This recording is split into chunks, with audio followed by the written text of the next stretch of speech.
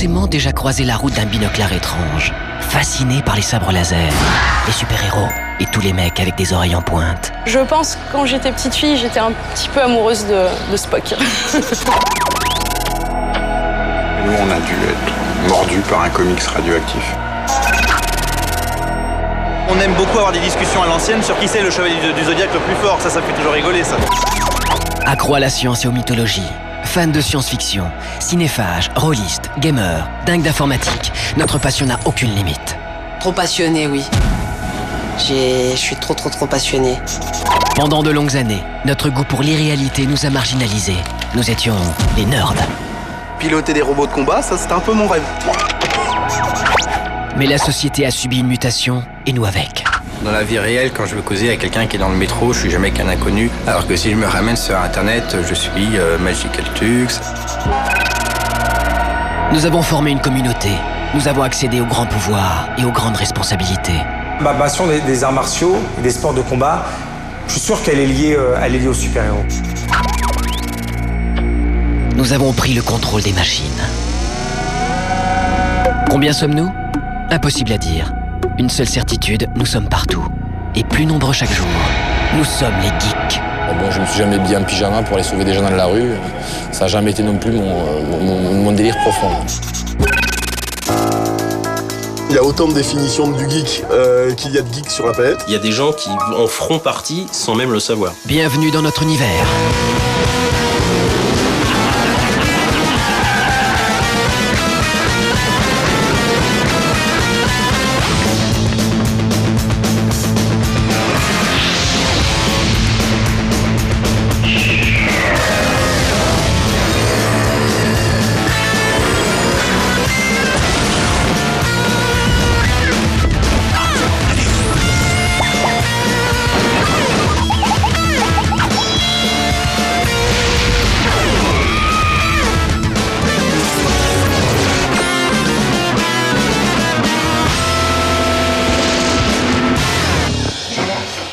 Allez-y, entrez.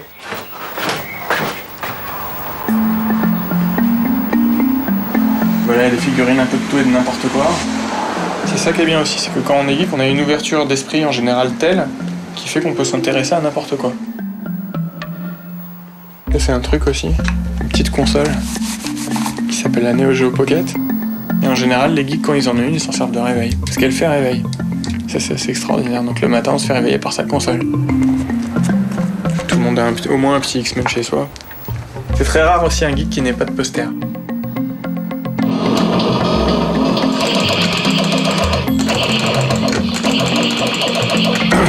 Un des trucs qui peut définir un geek, c'est qu'en général, quand il est concentré sur quelque chose, il est concentré. Je sais pas si ça coûte cher, mais ça coûte tout ce qu'on a. Je suis geek au point de aussi garder les boîtes vides. Le geek, c'est quelqu'un qui fonctionne à l'affectif, et il y a trop d'affectif. Si j'avais pas été influencé à certains moments de ma vie par certaines œuvres, peut-être que je m'intéresserais seulement à des choses, peut-être pas matérielles, on peut avoir aussi une vie spirituelle, mais peut-être pas aussi imaginaire, peut-être pas aussi pleine d'influences et pleine d'univers aussi variés. Seigneur des Anneaux. Le Seigneur des Anneaux. Seigneur des Anneaux, le livre que je considère comme ma Bible. Quand je le lisais, le Seigneur des Anneaux, je me disais jamais personne fera un film, c'est dommage. L'Heroic Fantasy, enfin réalisé au cinéma, quoi. Dans toute sa splendeur. Et Spider-Man. Ah, Spider-Man, C'est le meilleur personnage du monde. Représente. c'est le héros générationnel auquel on peut s'identifier. Regarde-moi, regarde Peter Parker. Moi, j'ai juste un petit handicap par rapport à lui, c'est que j'ai pas été piqué par une araignée radioactive. Voilà. Peter Parker, ouais, a beaucoup été, je dirais pas un modèle, mais une résonance de ce qu'on vivait au lycée. C'est-à-dire être amoureux d'une fille qui nous regarde, qui nous voit même pas, être la risée de ses camarades, tu vois, être le gentil, et qu'au final, tu te fais écraser, quoi. Je sais pas, Star Wars, c'est une catégorie à part ou pas? Ouais, c'est plutôt ça, alors. Moi, le premier film que j'ai vu en salle, c'était Star Wars. Dès ce jour-là, j'étais foutu, quoi. Il n'y avait aucune chance pour que je devienne quelqu'un d'à peu près normal et intégré à la société. You know, I was 7 years old in 1977. I remember this kid, John Kovic, in my class, bought the early bird special edition pack of like 4 figures. I think it was Luke, Leia, maybe R2-D2, and a Darth Vader. And I was like, what's that? He's like, you're from Star Wars. What, are you an idiot? You've never seen Star Wars? And I was like, no. So I quickly got my parents to take me to see Star Wars, and that left an indelible impression. Then I became a hardcore Star Wars geek. À un jeune âge, pour toi, c'est carrément une lentille qui va te permettre de regarder le monde dans les années à venir. Je connais des gens pour qui la référence geek ultime, c'est Conan le Barbare. Ah, Conan. Ward a jamais écrit Conan, c'est Conan qui a écrit Conan lui-même, et c'est Ward qui a juste retranscrit les mots. Pour moi, Conan le Barbare, ça a été fondateur. C'est un film que j'avais vu à l'époque, je sais pas combien de fois. Conan le Barbare m'a amené vers Donjons et Dragons, qui m'a amené vers Elric et qui m'a commencé à amener vers les jeux de plateau. Et des jeux de plateau, j'ai commencé à acheter des figurines, des BO de films, des comic books. I think geeks dig it because you can look at Conan and be like, that's a guy I could never be, but like I dig him because he's strong, he don't take shit, he don't fuck around, and he gets lots of pussy. Matrix. C'est un peu la digestion de toute cette culture populaire à travers le manga, à travers le jeu vidéo, à travers la science-fiction, le comic book. Ce que raconte Matrix me semble logique, c'est-à-dire me semble visionnaire. Il y a un moment où toutes ces machines connectées vont former une entité que plus personne ne contrôlera. Nous nourrissons cette grande pieuvre, et cette pieuvre nous nourrit en retour. Et il y a un moment où cette pieuvre va être incontrôlable. Mais nous serons sauvés par les geeks qui trouveront, grâce à leur imaginaire, des mécanismes pour lutter contre les mécanismes précédents. C'est-à-dire on va fabriquer des machines pour lutter contre les machines. Terminator.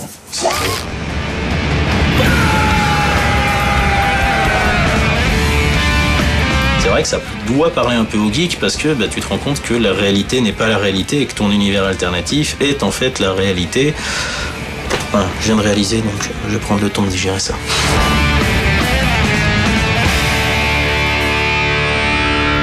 Ces phénomènes-là, qui sont des phénomènes qui étaient encore de la sous-culture il y a 10 ans, deviennent aujourd'hui des étendards.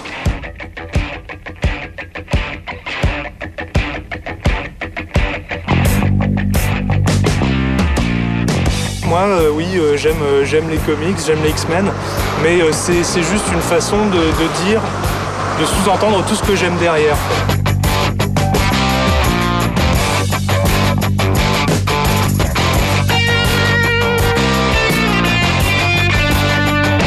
Je me suis rendu compte récemment d'ailleurs que j'étais un geek Goldorak. Le fait qu'un truc, par exemple, comme Goldorak, puisse me rappeler des saveurs d'enfance j'ai bien conscience que tout ça, c'est affectif. C'est pas Goldorak qui compte. C'est ce que je bouffais pendant, c'est les gens qu'il y avait dans la maison, pour certains disparus maintenant. Je sais qu'il y a tout ça. Mais ça, c'est une notion très personnelle de l'affection que je peux porter à Goldorak. C'est un tout. Je pense que chez tout geek, mais vrai geek, j'entends, t'as quelque chose, un drame fondateur, t'as quelque chose de ta psyché. Chez tout le monde, ça y est, tout le monde a ses angoisses, ses crises, ses remises en question, tout ce que tu veux. Le geek, il en a une, et sa façon à lui de compenser ce vide, cette douleur, cette angoisse, ce refus de la réalité, cette peur du monde, cette peur de soi-même peut-être, ça l'a fait se diriger vers des passions excessives. Moi, je suis pas tombé dans les jeux vidéo, dans le cinéma, dans les jeux de rôle plateau, pour rien, quoi, ou comme ça, ou juste parce que ça me plaisait. Ce qui est étonnant, c'est que je me souviens pas avoir eu, quelque chose qui m'a déclenché tout ça.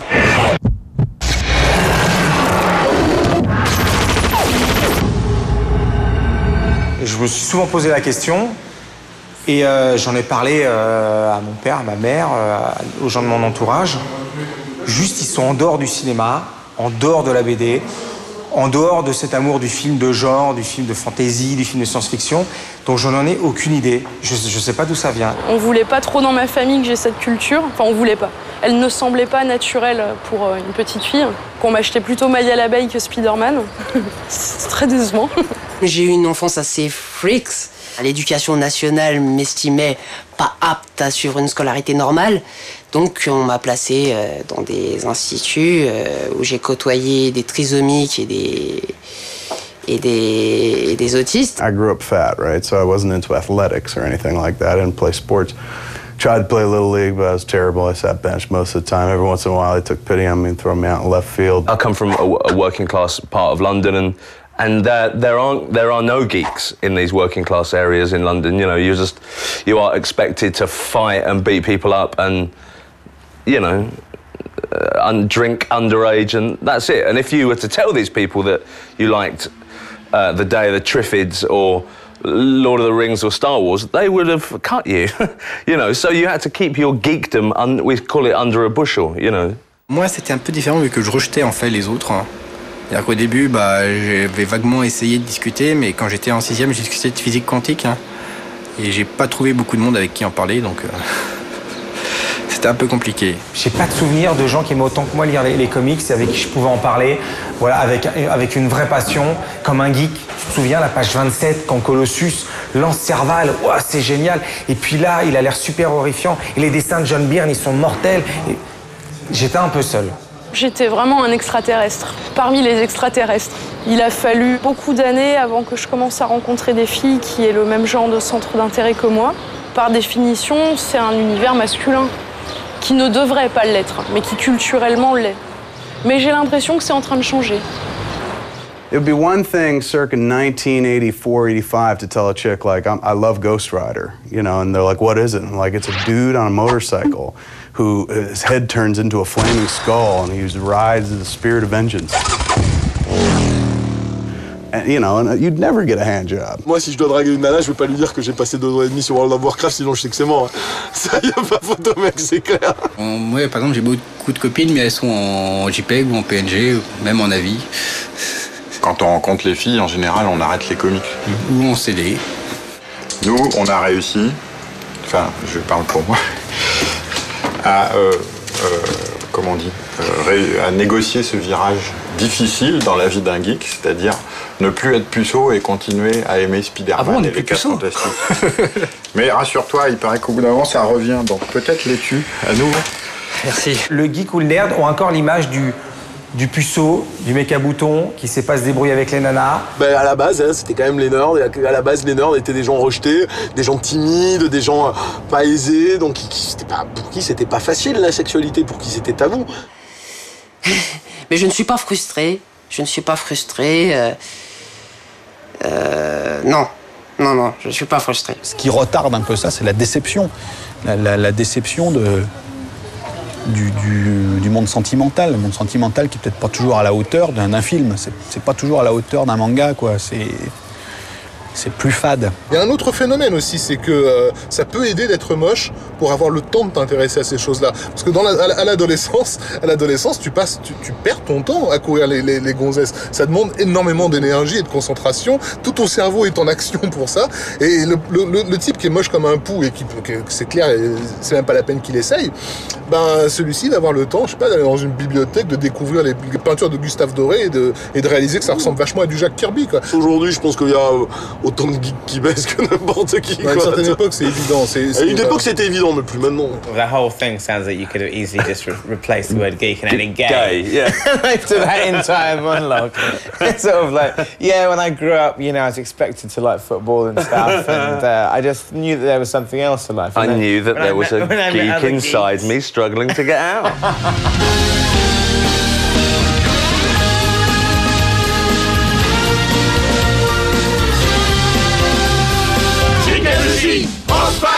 En fait, ça partait d'un peu d'un délire. On se disait, bon, c'est quand même bizarre. On regardait les Sentai japonais, on était tous assez passionnés par ce genre de choses. Et on se disait, mais c'est quand même bizarre, c'est toujours au Japon que les méchants arrivent, que les méchants attaquent. Et en France, on n'a jamais de méchants. Mais si jamais un jour les extraterrestres arrivaient et attaquaient la France, il faudrait bien qu'on ait des super-héros, des Sentai français pour nous sauver. D'où l'idée de France 5. C'est donc ça, les tout-puissants France 5. Ne crie pas victoire trop vite. France 5, transformation.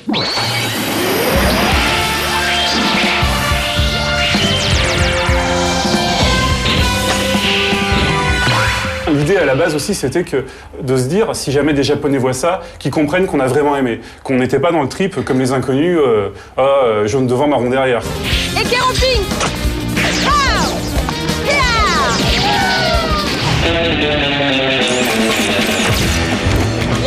La particularité du groupe des geeks, c'est de ne pas vouloir grandir. C'est peut-être un des groupes générationnels qui veulent moins grandir sur nous. Bah écoute, moi je vois la chose là, tu vois, franchement celle-ci elle est belle quoi. Rien à voir avec le film. Voilà, tu vois, là c'est la chose telle que je la conçois.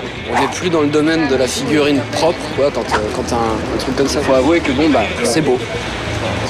À la limite, je vais pas te le cacher, mais tu dis des fois t'as la figurine en toi et tu t'amuses à faire le con avec. Moi je veux tout. C'est le Galactus aussi. Je veux une femme. Je veux une femme. Moi aussi. Une vraie, hein, pas en figurine ni en buste. Montre-nous ce que t'as acheté. Mais je peux pas, ils ont fait des hanches. Non, il peut. Regarde. Non, je t'ai. Voilà. Regarde, voilà. Regarde comme il est. Voilà. Bon, le personnage est bien foutu, hein. Mais c'est un renard. C'est moi. C'est énorme. Alors, première question, comment tu fais quand t'invites une meuf chez toi et qu'elle voit ça? Elle va se barrer en courant. C'est un test, tu vois, si elle reste, il sait que c'est la femme de sa vie. Exactement. Quand t'as un produit comme Bob l'éponge, par exemple, qui est fait spécifiquement a priori pour les gosses, qui passent sur le matin à la télé, etc., qu'est-ce qui fait que cette série-là, tu vas la retrouver dans la DVD tech d'un geek sur deux, d'un trentenaire, voire d'un cadra. Si tu vas chez un mec qui a ton âge et qui a Bob l'éponge, tu sais d'emblée, il n'y a pas tortillé du cul pour chez le droit, c'est un geek. Panique alors, j'ai pas Bob l'éponge. Non mais donc tu y viendras.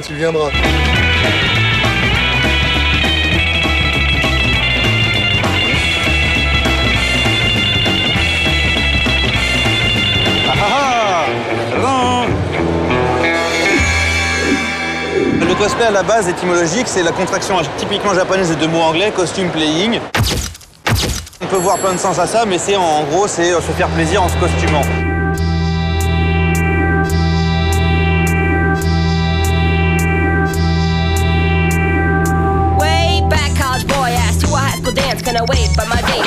Là, t'as l'araignée, là, t'as la migale.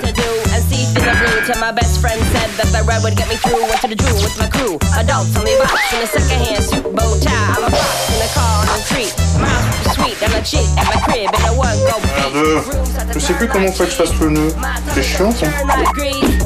Et en fait, ça tient super chaud, cette merde, parce qu'il y a du métal, il y a une plaque de mousse qui fait un peu isolant.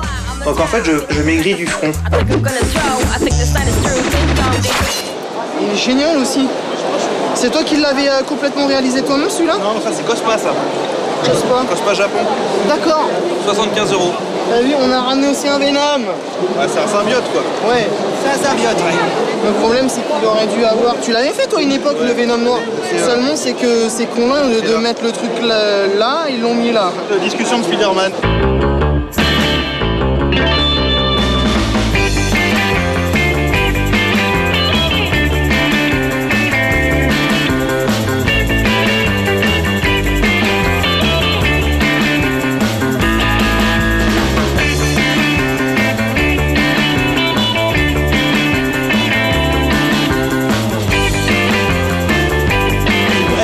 Je vais venir en ninja. Sérieux?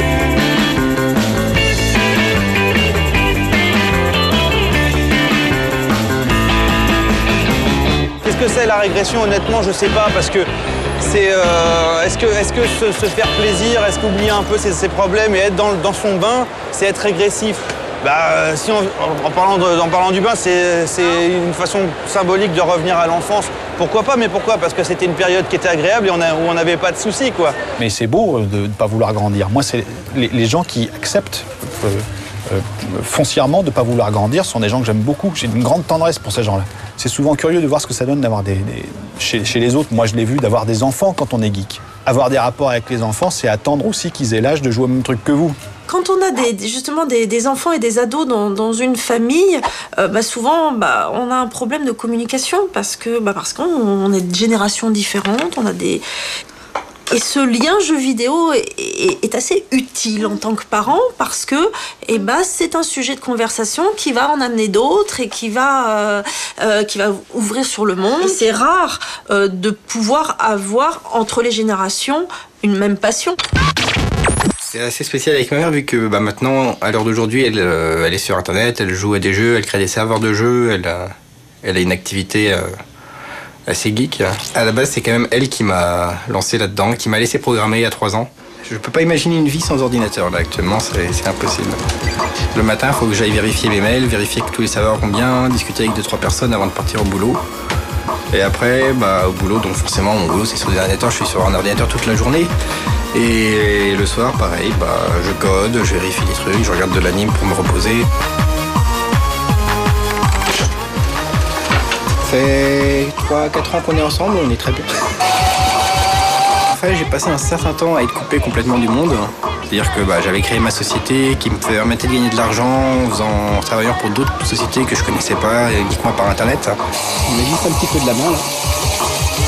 Il m'est même arrivé plusieurs fois pendant cette période de passer plusieurs jours d'affilée devant l'ordinateur sans bouger, juste en mangeant les trucs qui étaient à portée de main. J'ai dû passer peut-être 5-6 mois sans mettre le pied dehors.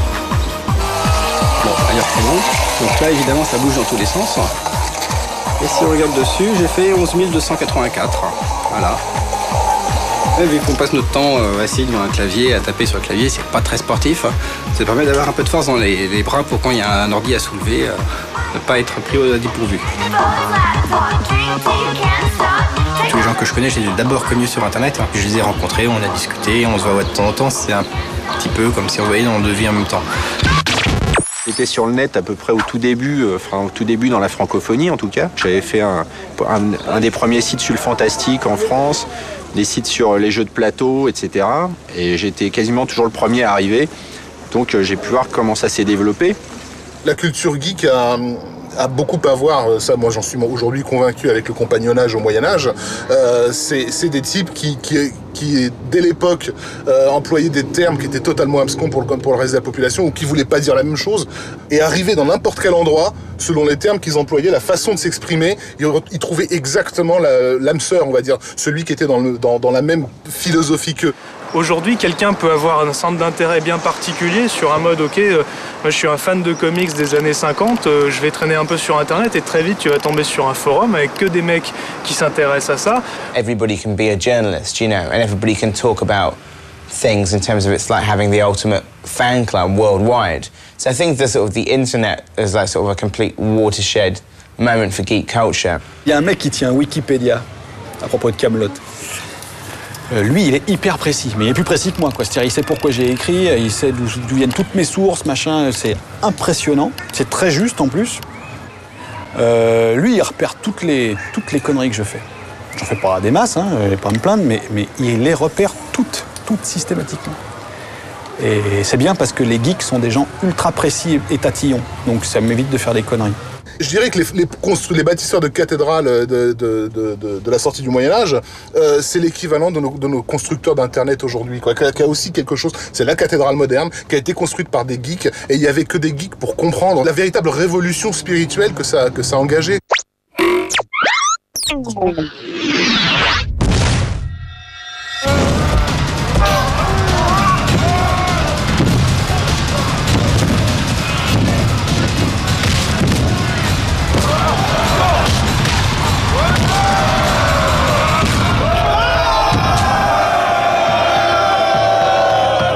Que je me suis sentie insérée dans un groupe, c'était un groupe de rôlistes. Si on peut trouver un trait commun entre tous les rôlistes, évidemment une imagination profonde et surtout le besoin de la mettre en commun avec celle des autres. Tu perds 2 points de vie, 2 RP. C'est une brûlure. Tu envoies une espèce de coup de poing qui te traverse à moitié mais qui te laisse une brûlure nette au niveau de l'abdomen. Le jeu de rôle, il permet 2 trucs. Il permet déjà de jouer quelqu'un d'autre. Et ça, c'est la possibilité là-dedans de comprendre que les choses sont relatives. On n'est pas figé à sa propre vie. J'ai une question super intéressante. J'étais borgne ou pas? Moi, j'ai pas mal joué. Pas énormément, mais c'est un truc que je conseillerais. C'est le plus beau jeu du monde, quoi. Quand je conseillerais ça à mes gosses, aux gosses des autres. J'ai suivi un cursus relativement traditionnel. Jeu de rôle, peinture de figurines, jeu de figurines. 1, 2, 3, 4, 5. Je commence à m'étaler là. Les deux qui vont. Là où Warhammer importe beaucoup, et de la même façon que le jeu de rôle, c'est au niveau social, au niveau communication. Là aujourd'hui, je vais jouer contre 3 personnes que je connais absolument pas, je les ai jamais rencontrées. Je tape sur un de tes chiens. Un copain qui est ici, un petit peu plus loin, qui est directeur d'une banque. Moi, je m'occupe de systèmes d'information pour une grande société européenne. On a un copain plus loin qui est éboueur. Il y a plein d'étudiants. C'est vraiment le genre d'événement qui coupe toutes les distinctions sociales, une proximité avec tout le monde, vraiment. Ça m'a plu. Moi aussi. Nickel. Tu m'as tué Morgur, je suis triste. Tout ce qui est MMORPG, jeux en temps réel, etc. J'ai des copains qui y jouent, qui ont le PC qui tourne en permanence, qui même quand ils vont bosser, leur personnage est dans les auberges pour vendre du matos, etc. Dès qu'ils rentrent le soir, qu'est-ce qu'ils regardent? C'est est-ce que j'ai vendu mon matos, combien de sous j'ai gagné? Et là je dis non, j'ai trop de trucs que je veux faire à côté, je ne veux surtout pas toucher à ça.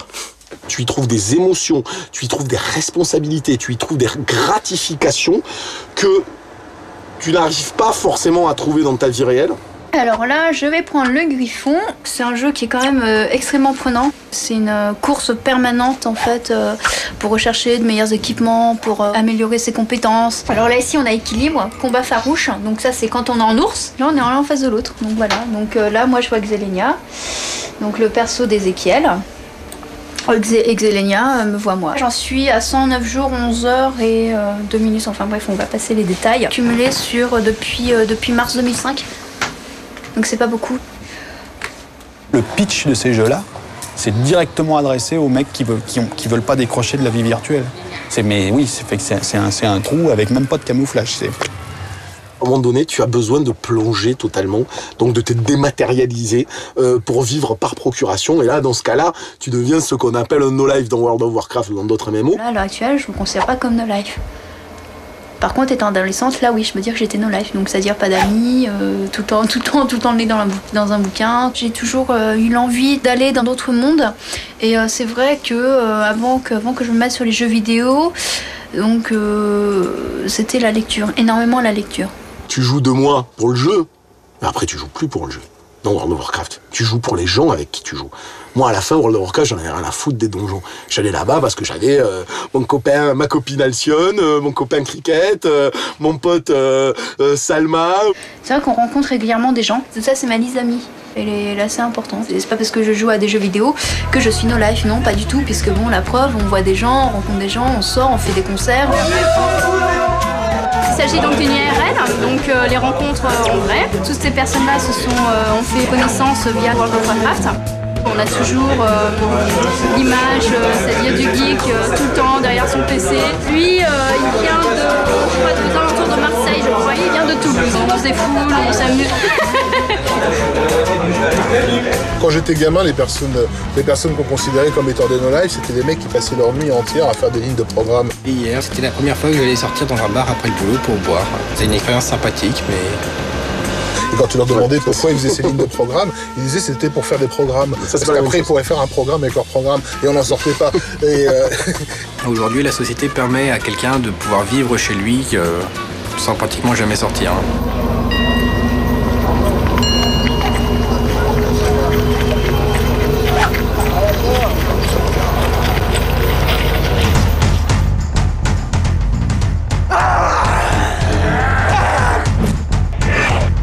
J'ai eu des scènes épiques, j'en aurai encore, j'espère. Quand on a 62 joueurs ou une centaine de joueurs qui viennent dessus, c'est quand même assez impressionnant. Vous pouvez faire l'essai dans un repas de famille, vous demandez à cette personne de venir vers vous en courant, ça quand même, ça remet des choses. On se rattache à l'histoire, aux chevaliers, à la magie, à tout cet univers geek qui vient du Seigneur des Anneaux à la base. Il faut rendre à César ce qu'appartient à César.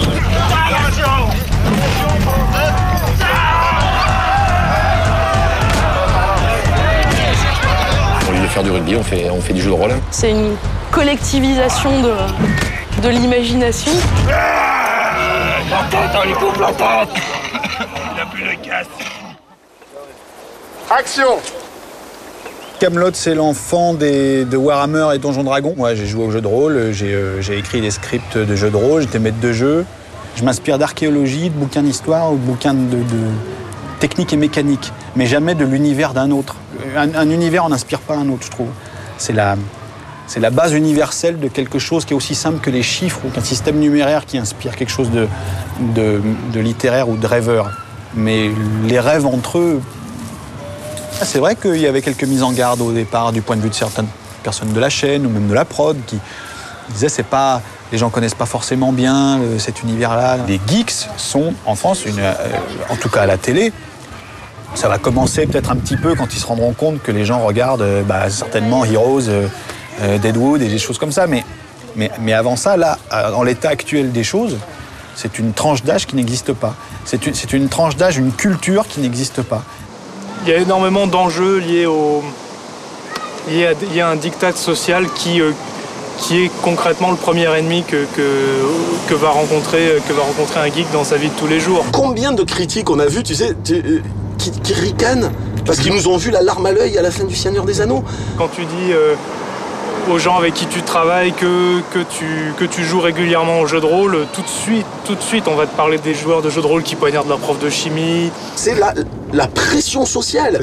Et la pression sociale aujourd'hui dans notre monde, elle conditionne tout. Et notre rapport à nous-mêmes, et notre rapport au travail, et notre rapport aux images, et notre rapport à la culture, à la politique, à l'idéologie, à tout. Tous les jours à 20h, vous avez des actualités qui vous conditionnent pour qu'on pense que tout le troupeau pense pareil. Les geeks, eux, ils sont pas connectés que à ça. Ils peuvent être connectés à ça, mais ils savent qu'il y a autre chose à côté.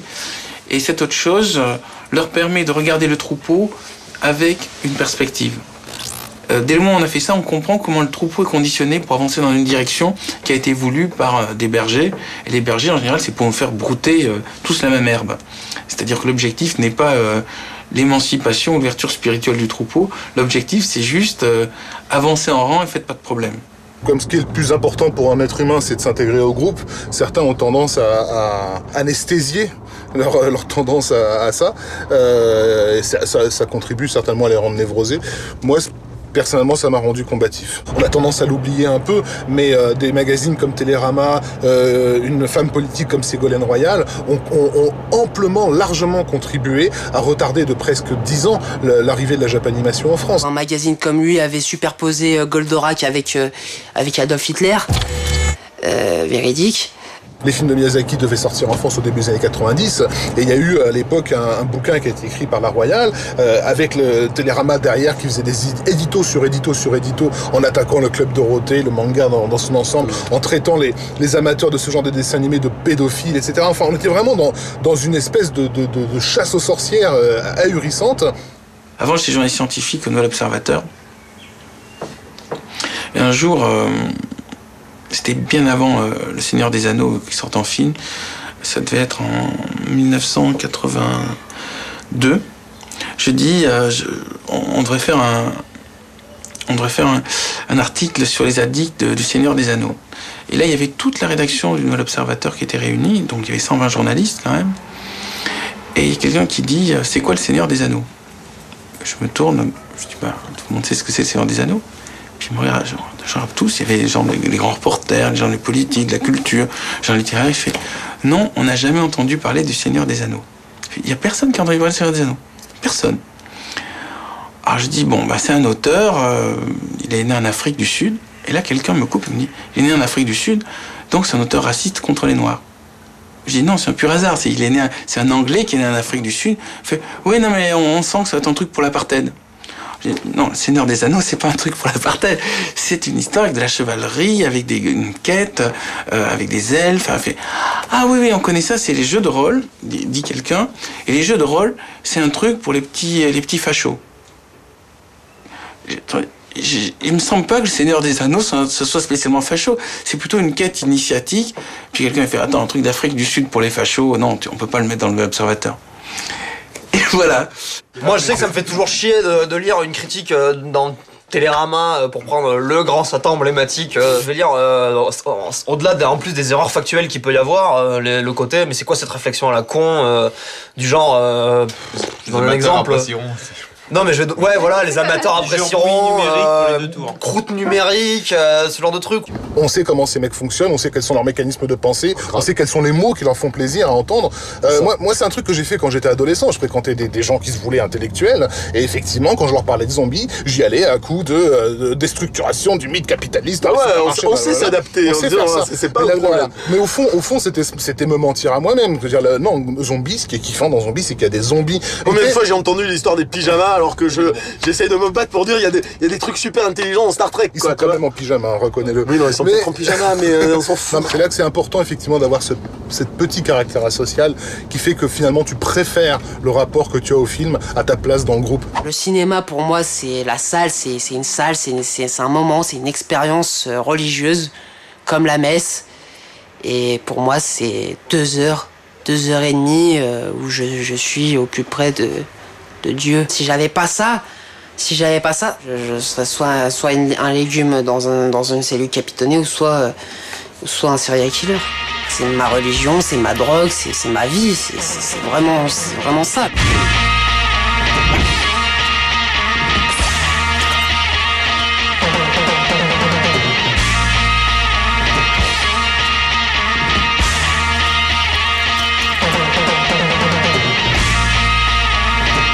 Je pense que la vitrine de la culture geek va en se diluant. Elle se dilue dans la production de masse. Elle se dilue dans la généralisation. À mon époque, Spider-Man, c'était BD. Donc, Spider-Man, c'est de la BD. Je n'ai jamais imaginé le voir en film. Je pense que celui qui a un peu donné confiance, c'est Blade.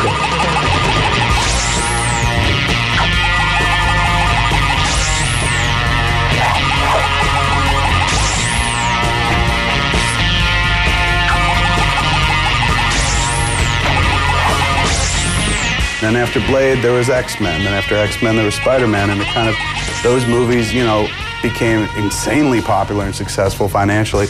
And that kicked open the doors for other comic book movies. When Star Wars came out, you had all these kind of other knockoffs that were not as good. In the same way now you've got post Lord of the Rings, you've got every single fantasy adaptation you could possibly want. And some okay and most terrible. And you wouldn't have a film like Eragon or whatever it was called. It's like Dragon, but with an E at the start. I mean, Edgar Wright's doing an Ant-Man movie. Never in a million years did you ever think you'd see a fucking Ant-Man movie for the 10 Ant-Man fans out there. C'est aussi l'arrivée de réalisateurs. Jackson, Sam Raimi, Guillermo del Toro. Tarantino, c'est une génération de réalisateurs qui sont probablement shootés aux mêmes choses que nous. C'est des geeks aussi, fondamentalement, et ils ont la tronche, ils ont l'air d'être des geeks, ils parlent comme des geeks, ils peuvent être timides comme des geeks. I definitely consider myself a geek. I think I've always been a geek. I've always been quite sort of obsessive about a couple of subjects. I'm still a geek. I'm just older now. I was always a major geek. Steven Spielberg is a fucking geek. George Lucas is a fucking geek. The list goes on and on. Zack Snyder is a fucking geek. Nobody makes 300 and is that slavishly devoted to the art on the page unless they're a fucking geek, man. You gotta read that book and be like, this would make an awesome movie one day. And as soon as you got enough juice to pull it off, you go for it. And then follow it up with The Watchmen, come on, dude, that's the geek Bible. It's almost like the studios as well are kind of bowing down to the power of the geek, almost saying, you know what, we don't really understand it, but it seems to be quite popular, so make your film how you want to make it. Do you know what I mean? Because there will be a massive audience for it. In many places, I've seen myself referred to as king of geeks and president of the geeks, and it's always a weird backhanded compliment where I'm like, well, can I be president of the well-liked and thin people? But that'll never happen, so I'll take it. At the very least, I got that going for me. The only difference between me and them is that I made Clerks and suddenly I had a film career, but if I hadn't made Clerks, I would still be them, and I am still them. I'm wearing Simpsons Vans, okay? They sold them in certain stores and whatnot, and I was away working the day they came out. When I got back, of course, they were all gone, so I went on eBay, tracked them down. I put $400 in. Somebody outbid me. So finally, I just kind of contacted the seller directly and was just like, look, let's just cut to the chase. I'll give you $1,000 if you take them off right now. And he was like, done. And, I was like, yes, I won. I got a pair of Simpsons Vans. And then when they arrived there in the mail, they were awesome, they're comfortable. I'm glad I bought them, but I'm like, I can't believe I spent $1,000 on fucking Vans. So I got a really tight relationship with those guys. I mean, those are the cats that employ me. As long as I remain at a certain level, they'll be there for everything and support everything. The moment other people embrace it on a mainstream scale, forget it. They want nothing to do with it anymore because you're no longer one of them. You're one of them. Hey, bitch!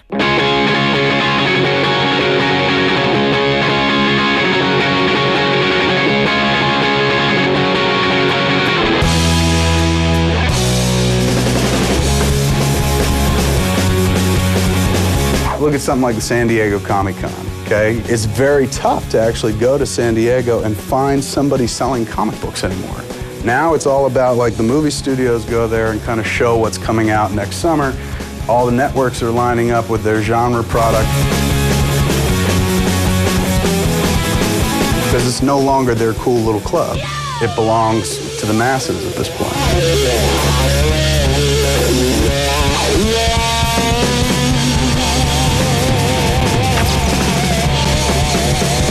C'est devenu un business, je pense.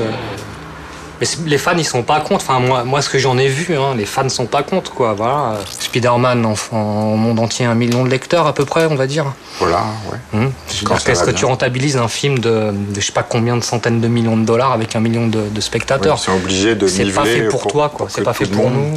C'est fait pour plus large que nous. Certains ne supportent pas que Spider-Man 2 ou 3 puisse être vu par autant de monde parce qu'ils n'ont jamais compris ou alors c'est n'importe quoi, ça ne respecte pas à la case près le comic. Bon. Je pense que c'est un réflexe bien naturel de se sentir un peu dépossédé de sa différence finalement. Se dire avant, voilà, moi je connaissais ça, on n'était pas beaucoup, et maintenant tout le monde connaît, voilà, je n'ai plus ma spécificité de geek, ça appartient à tout le monde, quoi. Le fait que, par exemple, certains cinéastes finissent par devenir reconnus et que leur cinéma s'adresse à un public plus large, suffit à certains à les considérer comme des vendus, etc. Ouais, bon, ça, c'est n'importe quoi. Je sais que, on m'a posé une fois la question des jeunes universitaires qui me disaient mais ça vous fait pas mal au cul que de voir aujourd'hui les mecs se réapproprier les Peter Jackson et autres, etc. T'as envie de dire non, enfin tout le boulot qu'on a fait... Ça veut dire que ça a marché. Voilà, tout le boulot qu'on a fait, ça a été au contraire dans le sens de faire découvrir un petit peu ces gens-là et qu'ils soient un petit peu pris au sérieux. Donc s'ils le sont, tant mieux. Le vrai problème, pour moi, c'est pas que des Jackson ou des Sam Raimi deviennent des réalisateurs aujourd'hui reconnus. Le vrai problème, c'est que j'ai l'impression qu'on ne les reconnaît pas pour autant. C'est-à-dire qu'ils sont effectivement respectés parce qu'ils font un maximum de blé, mais qu'on continue à les regarder un petit peu de traviole et un petit peu de haut, quoi. Une vraie œuvre geek doit être une œuvre qui se démarque par son originalité. Le Seigneur des Anneaux, c'est une œuvre originale. Matrix, c'est une œuvre originale. La Guerre des Étoiles, c'est une œuvre originale. Blade Runner, une œuvre originale. 2001, sont des œuvres qui se démarquent complètement de ce qui existait avant. Si c'est juste des produits, dans ce cas, ça retombe dans le monde de la consommation. Je peux plus regarder du Star Wars. Je peux plus, c'est fini. Même à New Hope, Empire Strike Back, tout ça, je peux plus. C'est un univers que je peux plus voir. Pourquoi? Pas simplement à cause de la prélogie, c'est aussi du fait que tu sens le créateur derrière qui a plus rien à dire et qui au final à l'époque tu te demandes s'il avait vraiment quelque chose à dire, si c'est lui qui avait à dire ces choses-là.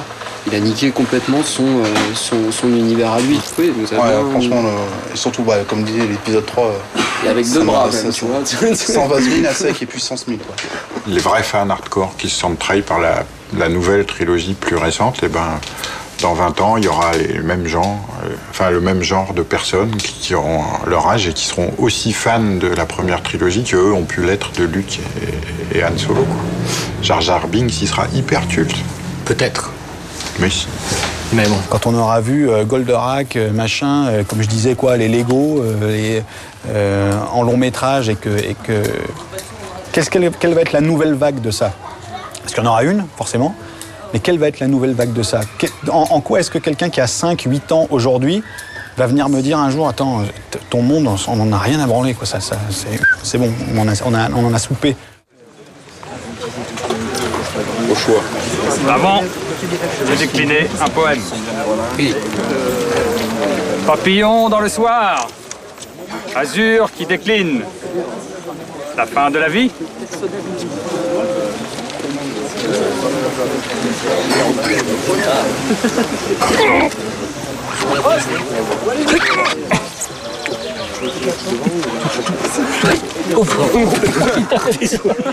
Vous avez vu ce qui vous attend, hein? You start leaving a lot of the geek world behind when you get married, I found. I had every Batman animated piece that was ever made at the Warner Brothers store, every piece. And each piece went for like $200 to $500.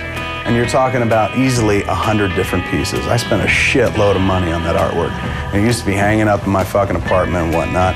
I had so much of it, it would just lay against walls because I'd ran out of wall space. I got married, and a year later, that all went away. Like, all of a sudden, all my, and she wasn't like, this shit's going or you're never getting any pussy.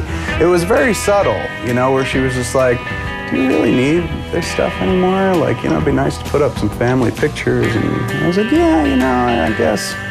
I guess I can start eBaying some of it. And one day it was just all fucking gone. C'est un de nos gags récurrents avec les potes, c'est qu'est-ce qu'on fera quand on sera à la maison de retraite?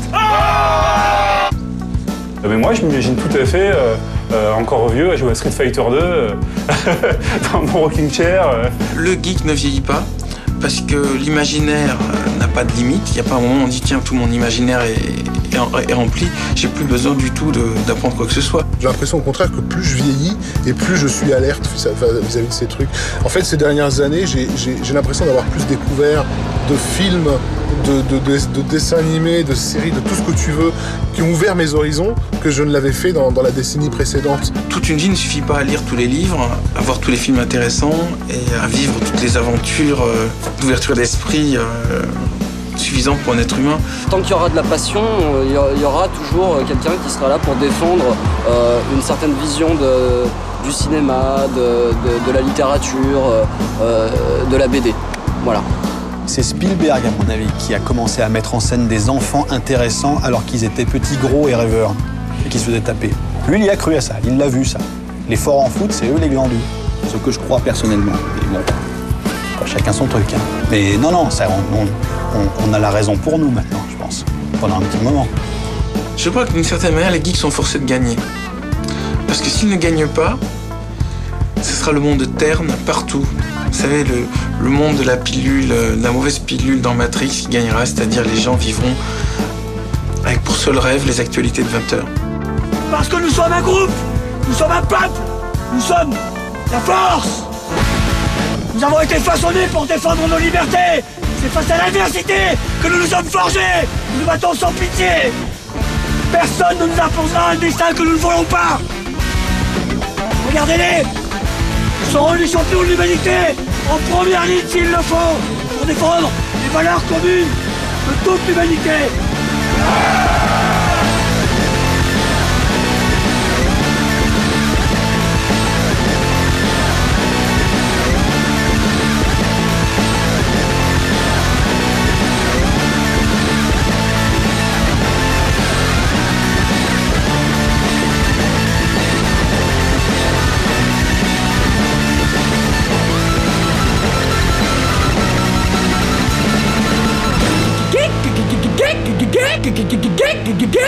C'est très peu original le costume cravate en fait.